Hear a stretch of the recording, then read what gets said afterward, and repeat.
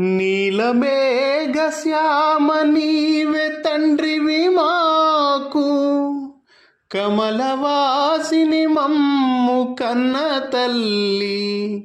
నీ భక్తవరులంత నిజమైన బాంధవుల్, నీ కటాక్షము మాకనేక ధనము, నీ కీర్తనలు మాకు లోక ప్రపంచంబు, నీ సహాయము మాకు నిత్య సుఖము, నీ మంత్రమే మాకు నిష్కళంకపు విద్య, నీ పదధ్యానంబు నిత్య జపము.